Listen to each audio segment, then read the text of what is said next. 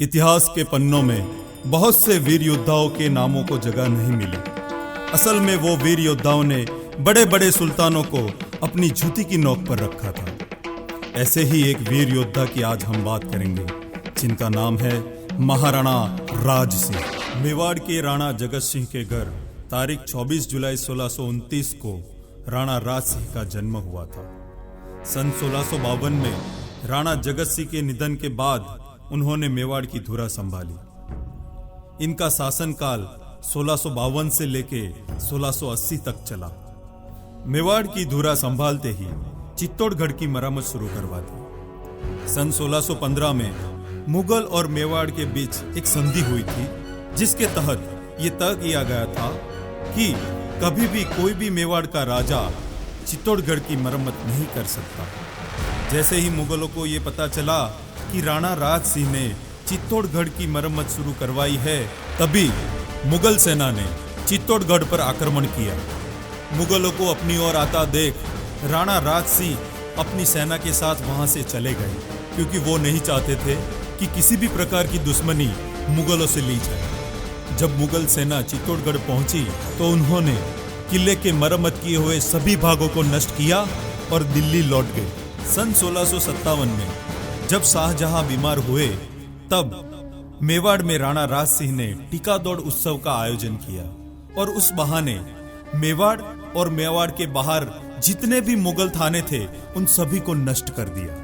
सन 1658 में शाहजहां के निधन के बाद अपने ही भाइयों के साथ युद्ध में जीतकर औरंगजेब दिल्ली की गादी पर बैठ गया। उन दिनों मारवाड़ के कुछ राठौड़ राजपूत मारवाड़ को छोड़कर रूपनगर चले गए थे। रूपनगर यानी कि आज का किशनगढ़। यह नगर मुगल के शासन में था, इसलिए जो राजपूत यहाँ आए थे उनको मुगलों की अधीनता में रहना पड़ा। रूपनगर के राठौड़ सामंत की बेटी चारुमती अपने रूप और सौंदर्य के लिए बहुत ही प्रसिद्ध थी। औरंगजेब ने भी उसकी प्रशंसा सुनी थी। उनके मन में चारुमती को प्राप्त करने की उत्कृष्ट अभिलाषा पैदा हुई। उसको अपने बादशाह होने का गर्व था और विश्वास था कि चारुमती मेरे साथ अपने विवाह को अपना सौभाग्य समझेगी। औरंगजेब के हृदय में चारुमती के प्रति इतनी लालसा बढ़ गई कि उसकी पूर्ति के लिए उन्होंने 2000 घुड़सवार सैनिकों की सेना भेज दी और यह संदेश भेजा कि चारुमती का विवाह मेरे साथ कर दो। राठौड़ सामंत संदेशा सुनकर आश्चर्यचकित हो उठा। उसने उस समय औरंगजेब के प्रस्ताव का कोई उत्तर नहीं दिया। यह बात चारुमती ने भी सुन ली। उन्हें राजपूत कन्या होने का स्वाभिमान था। उन्हें पता था कि रूपनगर मुगलों के अधीन है और उनमें उतनी शक्ति और साहस नहीं था कि वो मुगलों का सामना कर सके। उन्हें जौहर करना पसंद था, पर औरंगजेब की पत्नी बन इस्लाम स्वीकार करना कदे ही मंजूर नहीं था। इन्हीं दिनों में उनका ध्यान राणा राज सिंह पर गया। उन्हें लगा कि अब मेरे और मेरे धर्म की रक्षा जो कोई कर सकता है तो वो सिर्फ राणा राज सिंह ही है, और उन्होंने अपने विश्वासु पुरोहित द्वारा सहायता के लिए राणा राज सिंह को एक पत्र भेजा। उस पत्र को पढ़कर राणा राज सिंह कुछ देर के लिए चुप हो गए और उसके बाद चारुमती की सहायता करने का विचार उनके मन में पैदा हुआ और राणा राज सिंह एक छोटी सी सेना लेकर रूपनगर रवाना हुए और मुगल सेना पर आक्रमण करके उनको वहां से भगा दिया और वापस लौटकर मेवाड़ आ गए। यह घटना सुनकर औरंगजेब नाराज हुए और एक बड़ी फौज तैयार करके चारुमती के साथ विवाह के उद्देश्य से रूपनगर की ओर बढ़े। यह समाचार जब राठौड़ सामंतों ने सुना तो उन्होंने चारुमती से बात की और चारुमती का विवाह राणा राज सिंह के साथ करने का निर्णय किया। चारुमती ने इस निर्णय को स्वीकार किया। इसके बाद राठौड़ सामंत की तरफ से एक आदमी इसी उद्देश्य के साथ उदयपुर भेजा गया। रूपनगर से आया हुआ संदेशा पढ़कर राणा ने अपने दरबार के सामंतों और सरदारों के साथ परामर्श किया और बाद में राणा राज सिंह ने राठौड़ सामंत के प्रस्ताव को स्वीकार किया। वह उदयपुर से कुछ 1500 घोड़ेसवार राजपूत को लेकर रूपनगर की तरफ विवाह के लिए रवाना हुए और सरदार रतन सिंह चुंडावत को उदयपुर की शक्तिशाली 50,000 राजपूत की सेना लेकर पूर्व की तरफ भेजा। उनका उद्देश्य यह था कि सरदार चुंडावत मोगलों की सेना को तब तक रोक कर रखे कि जब तक राणा राज सिंह का विवाह चारुमती के साथ संपन्न ना हो जाए। और सरदार चुंडावत ने अपने सामर्थ्य का परिचय देते हुए अपनी 50,000 सैन्य के साथ लगातार 3 दिन तक मुगल सेना से लड़ते रहे। औरंगजेब के द्वारा चारुमती के साथ विवाह के लिए तय किया गया समय और तारीख निकट आ रही थी, इसलिए वह व्याकुल होकर जल्द से जल्द रूपनगर पहुंचने के लिए सोचने लगे और अपने आदमियों को सरदार चुंडावत से रूपनगर का रास्ता मांगने हेतु बात करने के लिए भेजा। सरदार चुंडावत ने सोचा कि अब तक तो राणा राज सिंह का विवाह चारुमती के साथ संपन्न हो गया होगा।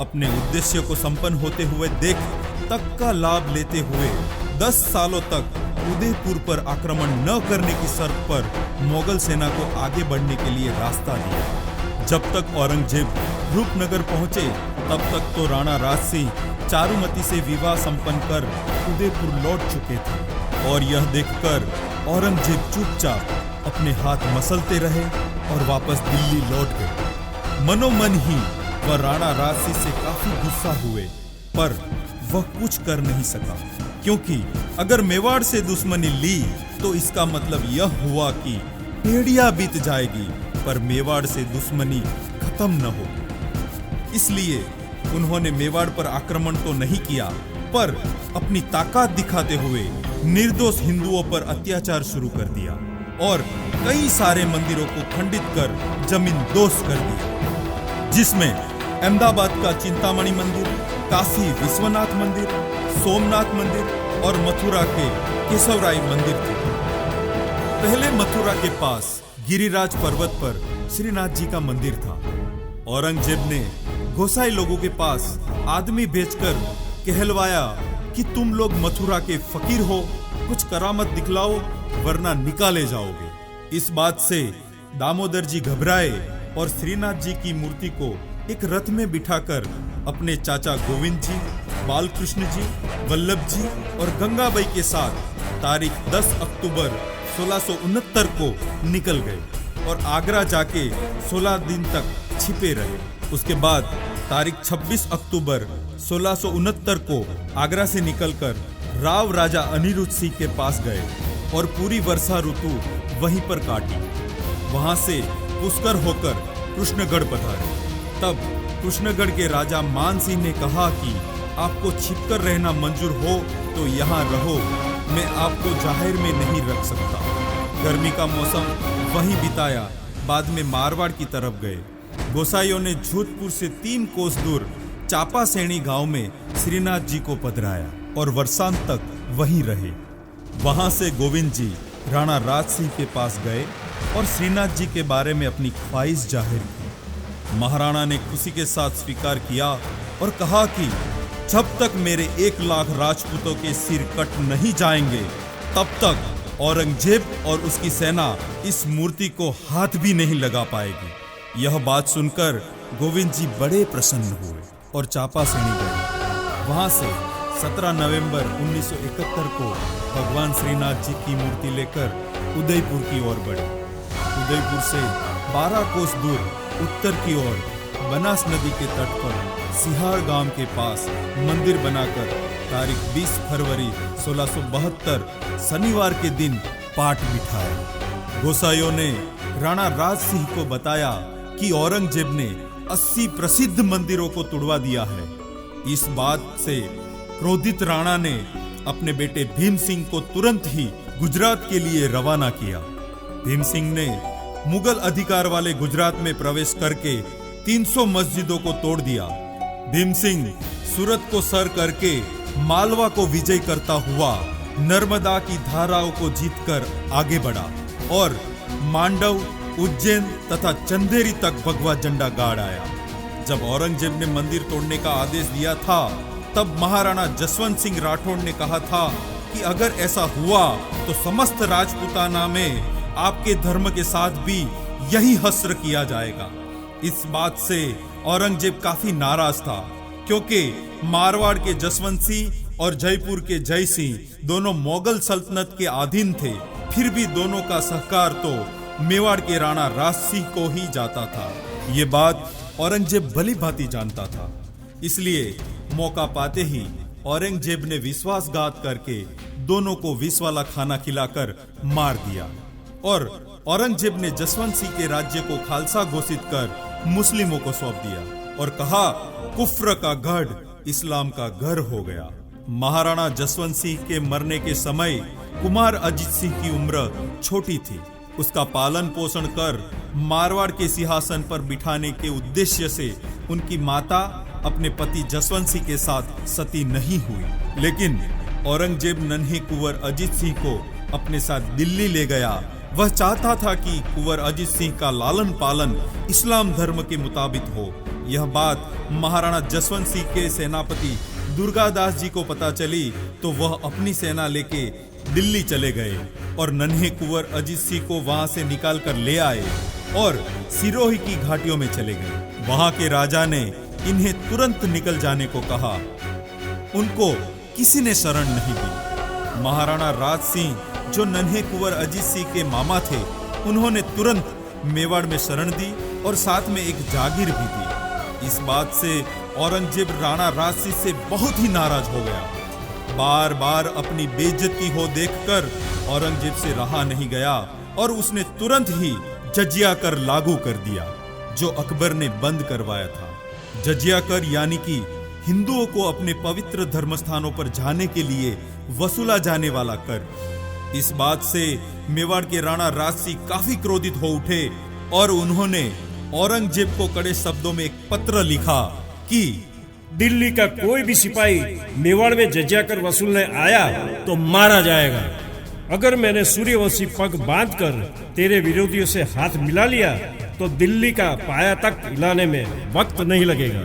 इस तरह राणा के छत्र तले मेवाड़ से एक तिनका का भी कर वसूला नहीं गया, जिस बात पर शिवाजी ने ताना देते हुए औरंगजेब को पत्र लिखा कि क्या औरंगजेब निहत्थे हिंदू पर ही वार करेगा?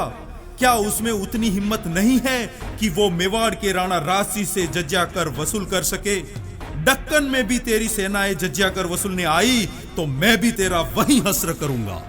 हर बार अपनी इज्जत की धज्जियां उड़ते देख उसने मेवाड़ पर आक्रमण करने के लिए आदेश दे दिया और खुद 5 लाख सैन्य के साथ मेवाड़ को फतेह करने के लिए निकल गया। 5 महीने बाद उसने उदयपुर में प्रवेश किया और वहां के प्रसिद्ध जगदीशपुरी मंदिर को तोड़वाकर काफिरों के खिलाफ युद्ध का ऐलान कर दिया। इधर राणा राज सिंह कब से लड़ाई की तैयारी कर रहे थे। उनके पास 1 लाख राजपूत सैनिक और भील सेना तथा वीर दुर्गादास राठौड़ की सेना भी थी। राणा ने अपनी सेना के 3 भाग किए। मुगल सेना को अरावली में न घुसने देने का दायित्व अपने बड़े बेटे जयसिंह को सौंपा। आमेरगढ़ की तरफ से बादशाह के लश्कर को मिलने वाली सहायता को रोकने का काम दूसरे बेटे भीम सिंह को सौंपा। वो खुद दुर्गादास की सेना के साथ मिलकर आंधियों की तरह औरंगजेब की सेना पर टूट पड़े। हर मोर्चे पर राणा राज सिंह की जीत हुई। बड़ी कठिनाई से किसी प्रकार औरंगजेब अपनी जान बचाकर वहां से निकल गया। राणा की सेना ने मुगल छावनियों को सर किया और सारे हथियार सह हाथी घोड़ों को अपने साथ ले लिया। मुगल सेना डर के मारे बिना पीछे मुड़े भागने लगी। महाराणा राज सिंह की यह जीत ऐसी थी कि उनके जीवन काल में कभी भी औरंगजेब उनके खिलाफ सर उठा न सका। जब औरंगजेब राणा से जीत नहीं पाया तो उसने तंग आके धोखे से उनके खाने में विष मिलाकर राणा को मार डाला। इस तरह एक महान धर्म और प्रजा प्रेमी साहसी सूर्य रूपी वीर योद्धा का अस्त हुआ। इतिहास गवाह है कि कभी भी सुरवीर प्रतापी राजपूत वीर योद्धा का सामना विधर्मियों द्वारा नहीं हो पाया। तब उन्होंने षड्यंत्र तहत धोखे से मारने का रास्ता अपनाया। औरंगजेब के समय में महाराणा राज सिंह पूरे भारतवर्ष में एकमात्र राजा थे जिन्होंने औरंगजेब को हराया था। और ये कड़ी हार के बाद औरंगजेब मर गया, तब तक मेवाड़ पर कभी आक्रमण नहीं कर पाया था।